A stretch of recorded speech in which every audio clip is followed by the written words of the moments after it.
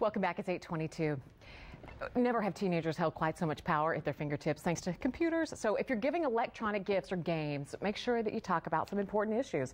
Dr. Wes Crenshaw is back. We're talking about World of Warcraft, a huge game worldwide. You've had people get so addicted to this that what happens? They lose marriages over this? Absolutely. It's like video crack, I think. And it's just like you said earlier, the ethical use of technology requires one to be a little more aware and to do no harm with technology.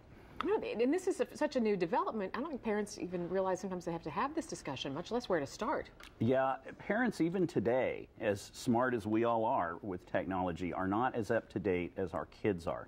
Kids are always ahead of the curve. My little boy had to teach Granny how to use a mouse the other day, and he's only 9. He's pretty good at this. and so you really have to stay ahead, and you have to understand the impact of technology in kids' lives, which is moment to moment these days, and how they're using it, and it isn't always as ethical as we would like. Where do you start? Well, it's like we said earlier, you really want to start writing your ethics manual the minute the box opens. And there are several issues to consider. You know, where should the technology be used? Kids have this idea now that they have an inalienable right enshrined in the Constitution to turn their bedroom into mission control. And that's not a good thing. You want to be able to sleep in the bedroom and have technology out where you can use it and monitor it. So outside the bedroom. And then what about school? School, technology is heavy in school and very useful, but it has to not be a distraction. I get texts from kids all the time that I see during school hours, and so I know they're in there working their machines, and so it can't be a distraction. And of course, as your tragic story earlier reminds us, the car is not a place for texting. No. Okay, what about when? We like to see kids stop using technology about an hour before bedtime, and I'm thankful they're all in school right now because I can imagine the painful groans. What? Yes.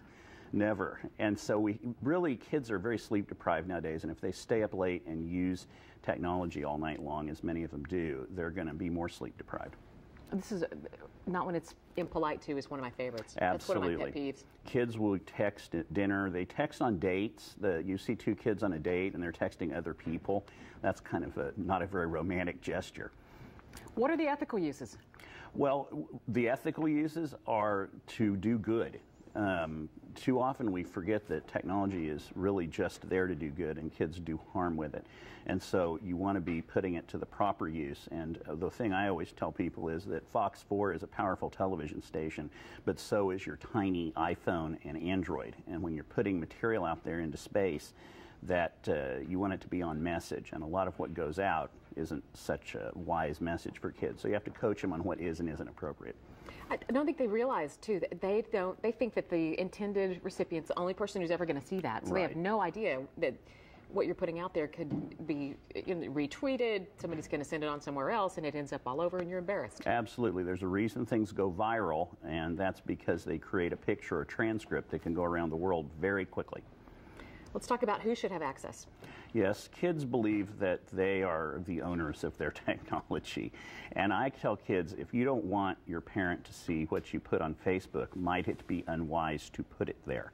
And that goes for us all. If you don't want your mom, Lauren, to see what's on Facebook, probably you shouldn't post it. All of us should think about our moms when we post on Facebook.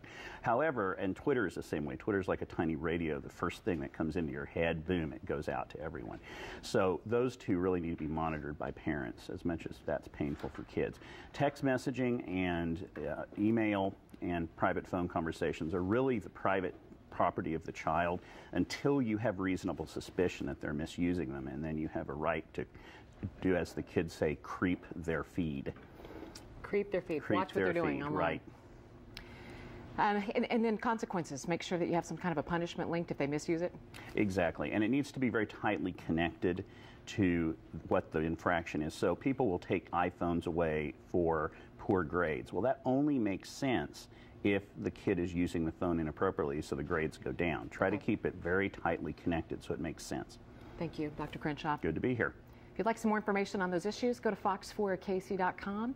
We've linked to everything there. Just click on Morning Show.